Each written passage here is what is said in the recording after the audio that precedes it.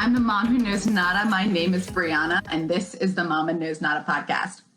Today, I have a fellow reformed hospitality worker starting a new job soon. I'm Mama. Our kids are like a couple months apart. I guess we both got knocked up at the same time. I definitely wasn't expecting my kids. So anyway, this is Jeremy. She's over in Oregon hanging out doing her thing with her little girl. And I wanted to talk to her about her journey into motherhood and what that was like. So on that note, when you found out you were pregnant, was there anything that you were scared of, or did you have any fears off the bat about becoming a mom? Not fears about becoming a mom necessarily. Wasn't necessarily scared. We were on our way to Vegas for my birthday when I took the test. Whoa, buzzkill. Yeah, I mean, we were trying for like a month and a half, maybe two, and I kind of figured, oh, whatever. I guess it's not going to happen as instantly as I thought it was, and I was like, I should be a responsible human and just make sure, I'm going to Vegas, probably going to get pretty messed up. So I took one as he was packing, and it's funny because he was actually wrapping the engagement ring in the living room. Oh, that's so funny. And I didn't tell him I was taking the test. And I took a third one very silently, very quietly. He thought I was doing whatever. And I was like, hey, you need to come here. And he's stressed out because he's got this engagement ring that, he's trying to hide, and like he's got this on his mind. And I'm freaking out because I'm pregnant. Happy birthday to me. That's how it started. That was the big. I couldn't fear. I had no time to fear. There was no time to fear at that point. You were like, well, I guess this is what we're doing now. It happened.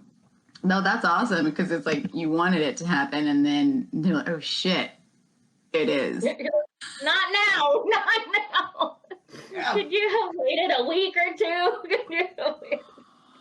Yeah, couldn't you have just like developed a little bit longer, or so I don't have to feel guilty about my life choices? For my birthday. So many. Oh man. It becomes very what's the word? The life choices become very fluid as a parent. I'll cheers to that. Yeah. So good. How has motherhood changed you? My patience has grown exponentially. Working in the hospitality industry, we get all sorts of characters and, psychos, and maybe some really cool super people, some really super cool people who are like very friendly, and then they bring you a bottle of wine, and then all of a sudden it gets weird. I don't know, you get so many personalities that like you kind of grow numb to things. Yeah. Having a kid really shakes you out of that numbness. You have not seen everything. I don't care what industry you're in. I never thought of it like that before. Like, you do see everything in hospitality, and you have to be the bigger person like 99% of the time, because it's a service industry. It's about customer experience or guest experience, whatever you want to call it, and you make sure that you're increasing those check averages, because that's more money in your pocket. But then don't get them too drunk, because don't get them too drunk. Oh. And then especially protecting your employees, and I think that kind of comes in really handy for us as moms now, because we have that little mama bear mentality a little bit with protecting our team. Like we can only how crass can I get on here? Very crass. Okay, so I always anyone who's known me and worked with me like in the recent few years knows that I call hospitality, or the art of hospitality, sucking dick. And and I'm not drunk yet. I'm not drunk yet.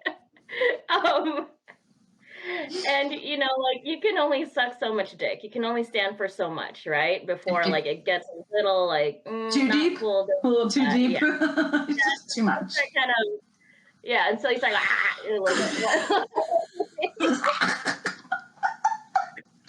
No, you're 100%. Oh God. But no, it's I think it's kind of prepared us well for motherhood. You learn a fine line. Like you're dealing with a psycho daily, but at the same time, when to draw the line. Yeah, you have to have a firm boundary, otherwise everything could explode. There's always those days, like yesterday's my son's birthday, and he had a cupcake for breakfast, and way more sugar than I would give him on a traditional day. I was like calling myself the fun police. Like, I'm like, that's too much TV, that's too much this. But if you don't have those boundaries one way or the other, it really is hard to parent because there's no consistency. And what I liked about working for the company we worked for was like, there were firm boundaries, and so it was easy to manage those boundaries. And then I do think you're right. I think that's like parlayed into motherhood, like that idea of this is the standard, this is what we're going to manage, how we're going to do it. And then that can be applied to so many other aspects of life, and I didn't even think about it. So much. Do you remember the saying, just do the right thing? What was it? Do the right thing. I think it was do the right thing, if I remember correctly from onboarding. But essentially, it's like trusting your team enough that they're going to accomplish what you need them to. Mm-hmm. While at the same time giving them firm boundaries as far as like how to get there. Yeah. Right. 100%. So like just like with kids, just like with my daughter, I'm starting to practice the giving them the option. Yeah. And not so many options, but more so, hey, instead of saying this, you could probably say this, and just kind of expanding their horizons a little bit. Is like, I get you're trying to get your point across on how you feel, but there are other ways of doing that. Oh yeah, the emotions. Oh my God, and those they feel their feeling so big and they can't regulate, and you're like, let's redirect you, to not act like a jerk. Just so many feelings, and then they just want to feel it. They just want to. My daughter yesterday in the car says, well, I'm just gonna be a brat. Like, oh. So on the freeway, I thank God no one was behind me, but I just like did a quick brake check, and I was like, excuse me. No, that's not how we're working. But anyway, yeah. That's patience. My patience has grown leaps and bounds. And that's interesting because being in hospitality, you have to have a lot of patience, and you have to not only patience with like guests, obviously, but with your team. I mean, I'm sure you can relate to all the bullshit stories, or my car broke down, and whatever it is, and you're like, okay, get to work. I can't imagine. My grandma died. Your grandma died 2 weeks ago. Your grandma died 2 weeks ago. How many grandmas do you have? How many? Tell me. Or, the best is like when tax season rolls around and then all of a sudden everyone's calling in sick. And or I need this day off because I'm going to Coachella. Fuck you.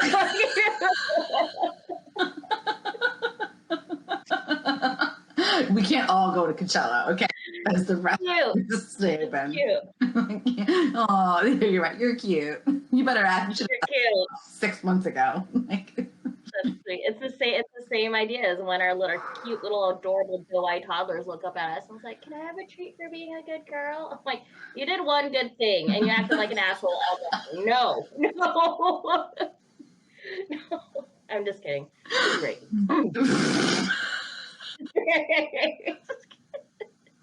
I love that because that's what my son is too. He's like, I did the one thing. I fed the dog like you asked me to, and I'm like, Yeah, but that's your job. Like, you have to feed the goddamn dog, dude. So you don't get a treat for that. You feed the dog. That's what you do. Oh, And it backfired really quickly, the treat situation. So, with potty training, did you ever try the treats with him? No? he had the easiest potty training experience. Like, I don't even want to talk about it because people will hate us. We didn't have to do any bribes or anything. He was like potty trained in like 36 hours. Oh my gosh. Yeah. It was like, Wow. yeah, it was dumb. It was like, I was so nervous about it. And I read this book, Oh Crap, Potty Training, and we put him in a Montessori program when he was like 18 months old because I was like, I don't know what to do with this kid. Like, I don't know how to engage with him. I don't know how to teach him what he needs to know. I can Google everything and I still feel stupid. So listen to me. Like, he doesn't care how I hold scissors. He wants to hold scissors the way he wants to hold scissors, right? Which is usually running at you. Put him in. I got the rabbit. No, I got. Put it down. Sharp, right? So we got off easy with that, and his Montessori would like put him on the toilet, and anytime they would potty, they would take him into the bathroom, and so we did the same thing at home. And by the time we potty trained him, which is almost been a year, it was like right after his second birthday we started, and literally it was so easy, and it was like one weekend. So what was your experience? Oh, I swear, Jaylee knew how to use the potty before she did. I swear, that little. Yeah, they're smart. They're so fucking smart. She knows. She knew. I know she knew. But she knew that if she used the potty, she got a treat. She got a treat. So we did. One of my boss at the time, he told me how he used M&Ms, like individual M&Ms, as a treat. And it's funny because I told her dad this, and she's like, he goes, "Isn't that what you do for dogs?" And I said, "Same concept." You know, totally. You get it. It's a reward for doing something good. So I did it, and eventually it probably was maybe a month and a half or 2 months, to where she was like going on the potty on her own and like telling us that she had to go to the potty, telling me she had to go to the potty. So like it was a month and a half or so, and then so she would plop down, and then it started with, I have to go to the potty, plop, go potty, treat, to I have to go to the potty, can I have a treat? And then she goes to the potty. It's like, okay, no, you know. And eventually it was a matter of getting myself out of my own fear, and that like, it's okay.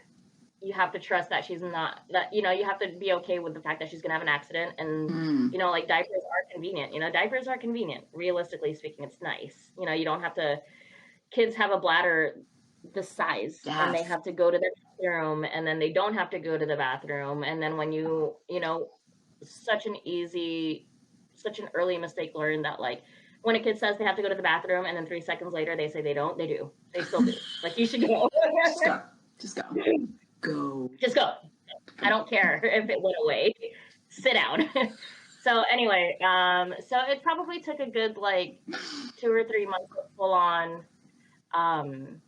full on back and forth with the potty and the treats, and then eventually removing the treats and saying, well, you did a good job. We get to put a sticker on this card saying that you used the potty. And then she eventually got over that. She was tired of that. And I have to say, like, I led the way as far as like removing the binky and the babas from her. But as far as potty training goes, I know her dad and his girlfriend championed a lot of it. Yeah. That's helpful, right? Yeah. Tag team. Yeah, her dad and yeah. I think having the two of them at their place was probably easier, you know, or even then, like, just having two individuals being able to juggle the child while the food cooks on the stove type thing was really helpful. Not saying that I'm whatever, but like I think they had a stronger journey in championing the potty training for her. Good. That's awesome. It's done, guys. That's the big thing. Thanks, guys. Appreciate that. So, Appreciate it. as you guys are like, because you're co-parenting, and you are the primary caregiver for like most of the week, how do you balance that all and find the energy and time to like get things done? Up until recently, honestly, up until February, I was working 9-10 hour days ish, 9-10 hour days, 5 days a week. I was having some really, really good people help me out, hanging out with Jaylee. I don't like saying babysitting or like watching her. I mean, sure, they were watching her, of course, but like the way they describe themselves has been really cool. They say that they're Jaylee's friends, and it's kind of funny because they are, like because it's a pandemic, and she was 2 at the time that pandemic hit, and she had no friends at the time, so these were her friends, and so they were hanging out with her 2 days out of the 5 days that I was working, which was a huge help. And that between pandemic and burnout and just running out of resources, I talked to my bosses and I just kind of told them, I said, hey, I'm in this situation. Well, my bosses couldn't support my insurance anymore financially, and they couldn't help with Jaylee's anymore. And they were doing a phenomenal job at doing what they could for a year. But like going into 2021, it just wasn't feasible anymore, which is completely fair. And then I told them where I was at, and we both kind of like, we both kind of made an agreement that it's like, it makes more sense to move me to hourly 3 days a week so that I don't have to pay for a sitter. Because essentially if I was working, I mean, I'm working for someone else to watch Jaylee, like I might as well take the cut and have her with me and work 3 days a week. And then it also allowed me to become eligible for government assistance with her health care. That is helpful. So honestly, as far as like finding a balance and like figuring out when you need help, just knowing where you stand as far as like what you can do, what you can manage, being humble, it's okay to need help, and it's okay to take a step down. It's okay to take a step back. It's okay to, you're not failing.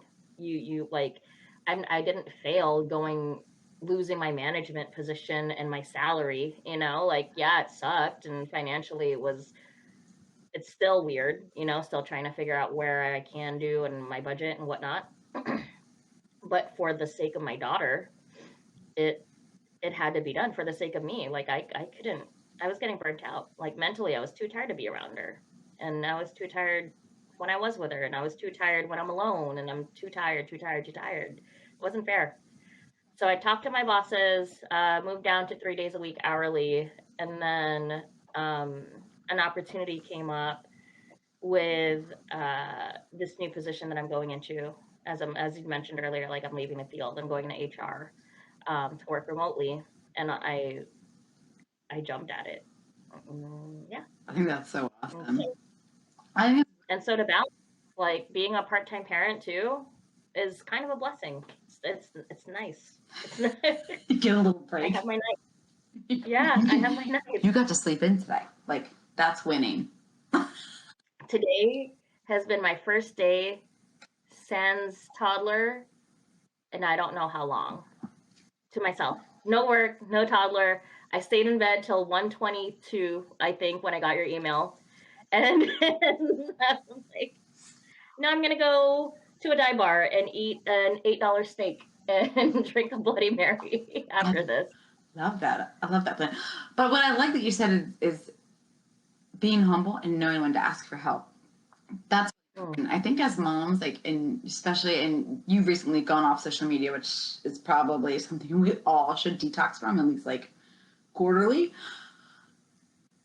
because you have this idea that everybody else's life is ideal, but it's not. Like there's so much more like going on behind the scenes. And that's what like this podcast is about. Like if you watch any episode, I don't wear makeup. You can't tell because I've got headphones on, but this is me and that's you. And this is how we mom. And that conversation is more important than that Pinterest collage because you can't do it all. Even with a partner, you cannot do it all. Even with your kid in preschool, you cannot do it all. So the fact that you're getting anything done when you have your kid with you, like 90% of the time. And then not to mention not feeling guilty about doing so, you know? Like between the mom guilt and between like trying to get things done, it's so fucked up. Like nobody talks about balance. And one of the because there is no balance. There is no balance. And it's so funny. And it's not to say that it's not to bash moms out there who have it all and can do it. Kudos to them. Congratulations. But I think one of the best pieces of advice that I ever got from she was actually a former regional where we worked at, was that I asked her, I said, if there's one thing that you could change going back as a first-time mom, what would it be? And she said, I wish I had not been so obsessed with cleaning. And I'm like, wow. Like, because, it's so easy to use cleaning as an outlet to be busy, right? Mm-hmm. And sometimes I don't want to play doctor and I don't want to play tea and I would rather put the dishes away and get things done so that I can look around and have some peace of mind. But really, like, how much time have I actually spent with my daughter at home? And I keep that in my mind always. What do I really need to do? I love that. I think that's really important. And when we put Declan into school, it was because I looked at my husband. Like I didn't want to be a mom. Like I didn't think I was supposed to be able to have kids, and I didn't want to be a mom. I was like at peace with it, and then I found out I was pregnant. And I was like, well, fuck. What do we do now? Well, because I gotta put my big girl pants on. But part of the reason we put him into school is because, like, I just looked at my husband and I said, I cannot give him what he needs. I cannot do it. I don't know how to give him all these things, these fundamental like skills, like the motor skills, and you read all the blogs and you read the books and you do the stuff, but it's not effective. And then you feel like. How old was Declan when he went to preschool? 18 months. Okay. We went like half days for the first, then the pandemic hit. So for like 6 months. And then he was home for 6 months, and then we moved, and I put him in a school in Florida where we moved. And I also have to say, like, for us, like, he's probably our one and done. Like, I don't want to be pregnant, so if we have a kid again, it'll probably be an adopted kid, which would be great, different capacity, but it will also take a different kind of work. And for his social skills, it's been incredible. It's been incredible to see him develop. And I bet he's learning things and like doing things that I would never think he was capable of because I just don't know. Because I just don't know how to educate him in that way. I just told my husband. And you're self-aware enough and humble enough to know that, and not like to take the Pinterest and the Instas and the blogs and the books and be able to deflect all that expectation early on in your kids' early years. Like, that's a big deal. Not to mention going through postpartum, like that's huge. That's a huge that you were able to acknowledge that. I think I just always knew it about myself. Like, once I realized I was pregnant, I was great at being pregnant. I was great with him as a baby. But once he really started his trajectory, I was like, ooh, what do I do? Ooh, what do I do? What do I do? What do I do? Yeah. But yeah, like to your point, we were fortunate enough to be able to send him to a school, and I'm fortunate enough to be able to use my creative outlet to do this podcast and like write and do books and all that stuff. And so that's great for us, and that's our situation. That's in everybody's situation, you know, like some people have to work and and be a mom 24/7, 365. Mm-hmm. So that is something I can't fathom, because I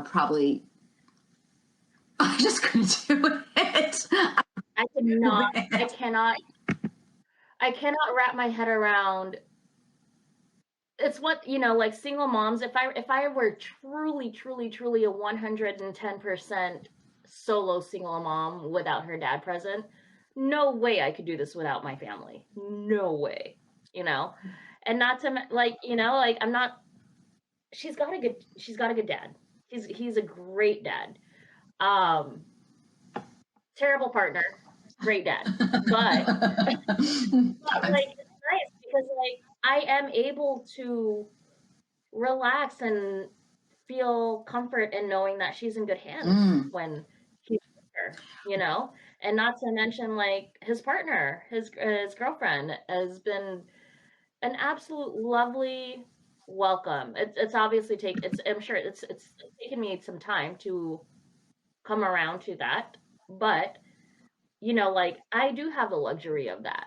And it is, in some ways I have it a little better than two parents, not necessarily better, but it is nice to have those nights to yourself. It is nice to be able to fold laundry without waiting until 10 o'clock till your baby's asleep and you don't have to worry about them jumping into the pile or wanting to help. And I can put my laundry off until Sunday or Saturday night when she goes to her dad's, and I can peacefully put on some, John Coltrane and drink some wine and quietly fold my laundry. That is peace. I'm gonna say, that does sound like a luxury. I'm not gonna lie. That sounds kind of like a little bit of a dream. It sounds psychotic, right? I just want to peacefully fold my laundry. Can you imagine saying that to yourself at 22 years old? Absolutely not. So you guys have a pretty good co-parenting relationship. What's the hardest part of that co-parenting dynamic? Now we do.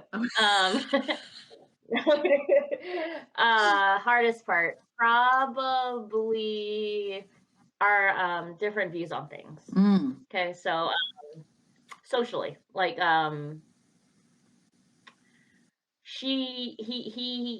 were talking about preschool and what's going to happen in September and starting to look into things.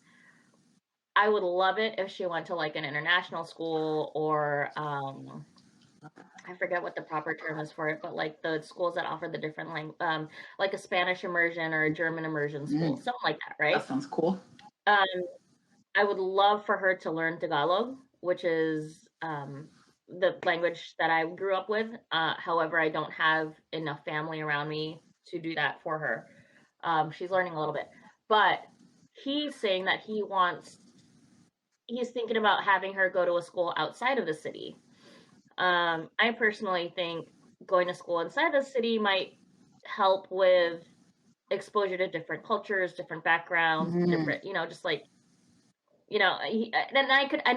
could completely understand his concern given, if anyone is, Portland's kind of crazy right now. Oh, that's a good point. I think about that. Yeah, it's I get it. There were the people, my friends that were watching her were a few blocks down from a big protest that was going on for a couple of weeks. And, obviously if I had concerns, I wouldn't have let her stay there, but I know the nature. I'm comfortable with the nature of the city. I'm comfortable with the nature of what's going on. But on the same token, if I were in his position, I could understand why he wouldn't want her to go to school in the city either.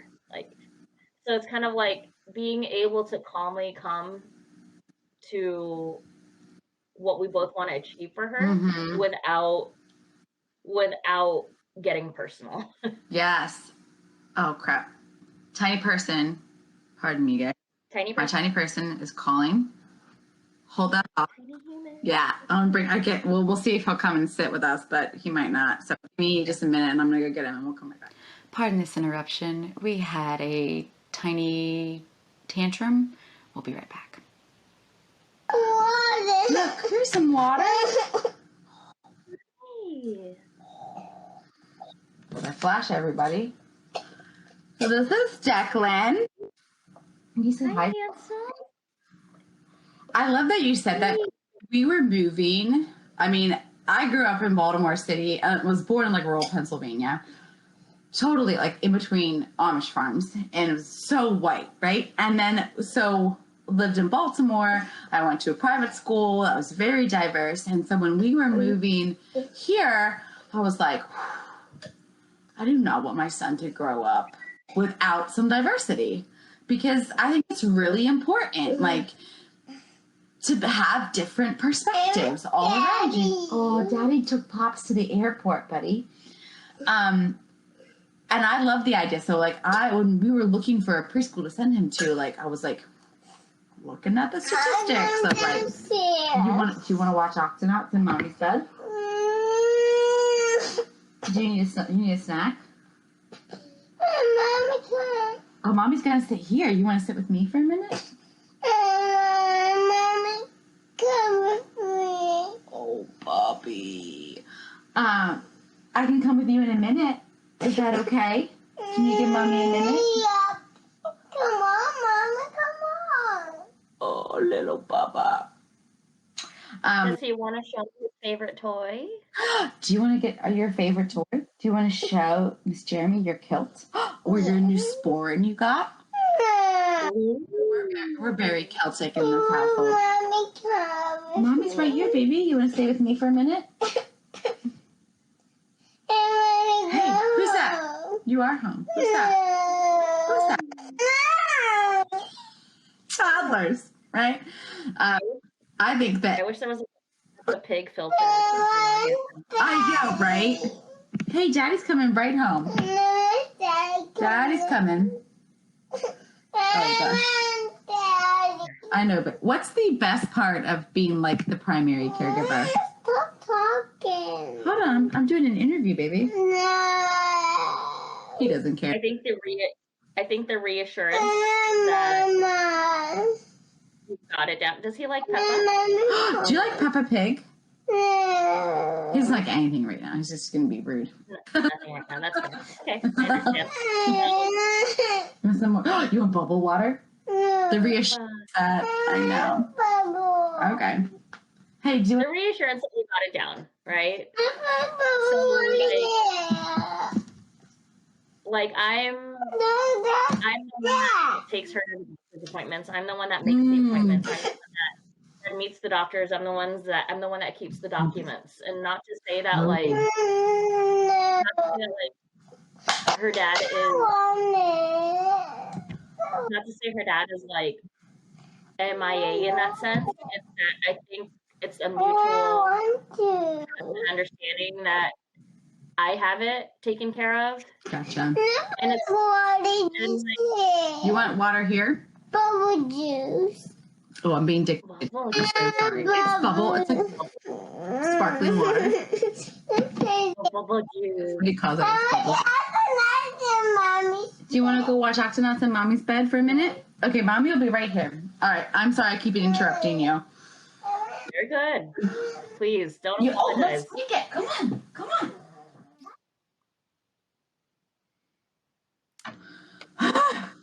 And I got my wine.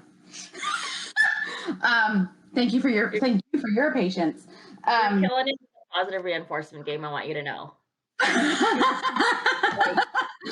Seriously. I'm trying. Seriously. I try really hard. I try so hard. Thank you for your patience. I'm gonna try that one. I have to use that one. I don't have patience like we were talking about earlier. So especially because toddlers are so immediate, I try really hard to thank him because I know like he wants Mommy now. And I think there's it's good to have delayed gratification in an immediate world. And I think we get that because we really are the millennial generation. And so much has changed for us as we were starting our adulthood that you're getting what you want. And you can see it in people now. And I'm like, he doesn't always need to get what he wants. And he can get everything he wants, but he might have to wait a little bit longer for it. He might have to wait for it. Right. And he has to appreciate it by the time, like, they have to appreciate it by the time they do get it. You know? And I don't know. I just think for Jaylee, like, I'm looking at how I do. I've been really, really working on positive consequences, right? I like it's that. not always like necessarily an accomplishment. I need to work on acknowledging things that are not necessarily just accomplishments, but just like everyday things like, hey, thank you for sitting and being so patient, you know, like, thank you. It's as simple as that. And it's not like that coddle nature, but just letting them know what you're doing is good. Yeah. No, I just read something the other day, like giving your kids positive affirmations and just compliments out of nowhere is a really good like confidence booster. Even if it's for something like, thank you for feeding the dog every day. I appreciate that, Declan. It actually is helpful. And I think we all try to parent differently than we were parented. Like, we take the good stuff and we're like, and I know there was a lot that I personally wanted to leave behind. But, you know, you're only one human. We're all just trying to get through it. But you try to figure out something that like I needed as a kid. Like, I'm still insecure about stupid things, you know, like reaching out to people for this podcast. Like, I get so weird about, like, I can't pick up a phone call and call somebody. Nope, can't do it. It's just weird. So I'm trying to give him things and I'm like, well, I suck at this, and I will, but like, I don't want you to end up like me. But then you see your kid so much like you, and you're like, oh, well, you're screwed, dude. Oh my gosh! I don't know what to tell you. It made me so real. I had a coworker who told me something so profound. Like, I think my second or the last day at work. But she said that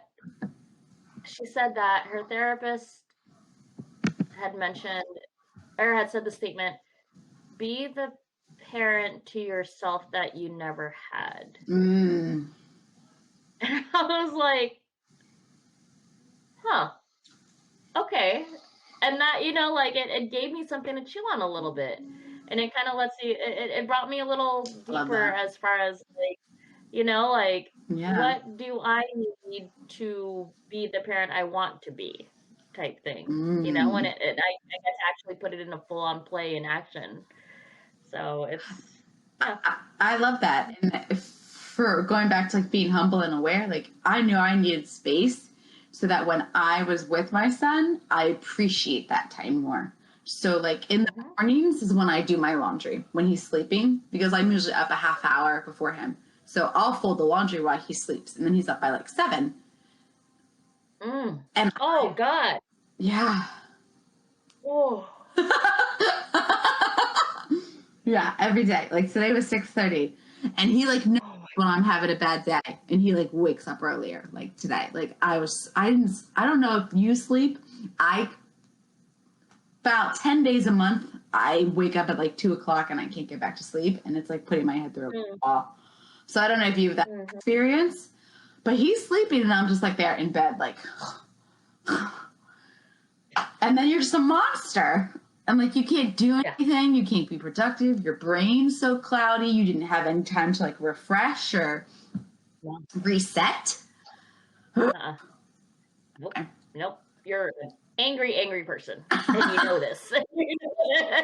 You're very full aware, and the most you can do for that day is keep the child alive, and that's okay. And that's okay. That was this morning. I was like, I think I slept last night, but I'm not getting out of this bed because it's time to watch Octonauts. I don't know if Jaylee has like a favorite show. Declan says Octonauts. It's so funny. This is not an ad for Octonauts. Let me put that out there. This kid loves. I have to look it up. I don't know. She's in a one thing. There was a whole situation with a birthday cake. She couldn't. First she wanted one and the other, and then like ended up getting her brownies from Domino's instead because she couldn't make up her mind. But I like the brownies from Domino's. Yeah, I didn't think about that one. I was making a pizza and I was like, you know what? We don't have a cake. We don't have it because you wanted this and you wanted that, and we couldn't make up our minds, so we are getting brownies. I love that. I love that. Who doesn't like a brownie? Yeah. So going back to your point as far as like, my favorite things about being a primary caregiver is, you know, there are so many, I don't know, but like, I am so mean to myself as far as like, I could do this better, and look at that mom, and oh, she's doing this, and she's doing A, B, and C, or like, look at that single dad, he can do it by himself, like, why can't I do it? But, you know, like the small wins as far as making a dentist appointment, or establishing a primary caregiver, or getting ahead on finding preschool. And again, it's not to put her dad down, because he is a fabulous dad, but those are my strengths. You know, those are the things that I'm good at. I'm good at those things and making sure that that's set up. He's good at being silly and wrestling with her and doing the what does she call it, the seesaw with his leg, and like I am silly and I'm goofy and I'm playful, but like he is far more excelled in the fun department. You know, I am more of a like, I'm going to be the organizer. I wonder if that's like a male-female thing. I really think like when you are pregnant, a switch goes off in you and you are changed, and there's something that just happens where that's the person you become. Like, I manage everything in our house. Like, everything. My husband makes all the money. He doesn't know where any of it is. I put it in all the savings accounts. I'm the one who pays all the bills. I am like you're saying, the organizer. I do all the doctor's appointments. I remind him of the doctor's appointments he makes for himself. They're not even on my calendar. And I just wonder if that's like a thing that happens when you become a mom. I don't know if it's so much like a natural inherent instinct thing, but it might be more of a personality thing. Like, coming from our industries and our roles that we both played, like, it's not so much, I don't know about you, for me, it might partially have been, I'd be lying if I said it's not so much, but it's like, it's partially like a control thing, but at the same time, it's like, it's the comfort of having that steps of service, right? Like, it's so stupid. Like, okay, what are the steps of service? The guest walks in, you greet them, you put you bring water, What are the steps of service with a kid? Get them a doctor, make sure they're healthy. You know, for anyone who is a pro-vaccine, like, make sure they're immunized and vaccinated. You know, what are the steps of service for keeping your kid alive? Like, that's kind of like, I've had to translate that mentality to being a mom, because that's the only other thing I've been good at in my life is working. So it needs to somehow translate there. That's really funny you say that, because my husband tells me I'm a control freak. And I don't think I am a control freak, but I want to know things are done. Structure. Yeah, I like structure. And my husband is a salesman, and he can take anything I say or anything you say, and he's amazing at his job, and I've definitely been mean to him about it before, but he's amazing at what he does, and he can spin it, and he can it's not a lie, but he knows how to manipulate situations in his best interest. He's been doing it his whole fucking life, and he's amazing at it. So that's a I don't trust that you wash the inside and outside of that pot, buddy. I'm gonna double fucking check. That's what I'm gonna do.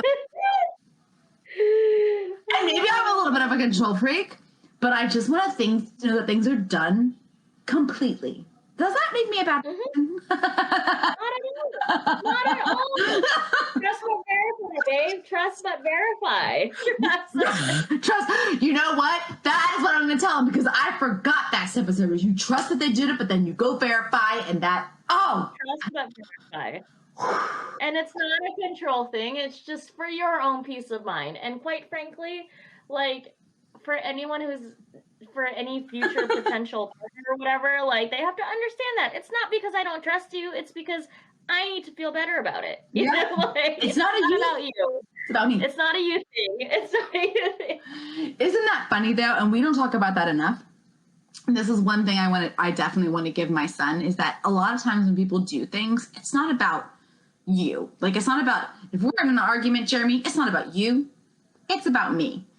It's about what I feel like, what I think, what I need. And I think sometimes we take in, well, I know I personally take in so much, and it's not about that. It's about, if you don't want to talk to me, that's you. That's your choice. That's about, I could have said something that was unintentional or whatever.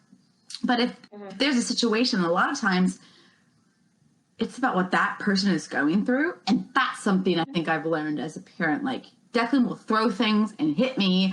And it's not about anything I've done or said, but he's working through something that he doesn't express yet. And I'm supposed to shape him into a socially acceptable human being. Right. Yeah. No pressure. No pressure. Don't sociopath. You know, like, no big jam. Don't raise a selfish, narcissistic sociopath. Right? No pressure. No pressure. Oh, God. I'm the mom who knows nada. My name is Brianna, and this has been the Mama Knows Nada podcast. Thank you for tuning in to part 1 of our season finale with Jeremy Lou, Single Mom Swing. We'll be back next week with part 2 and discussing things like consent amongst our children, as well as her new job and how hospitality prepared her for it, and things like breaking family cycles. So we'll catch you next week.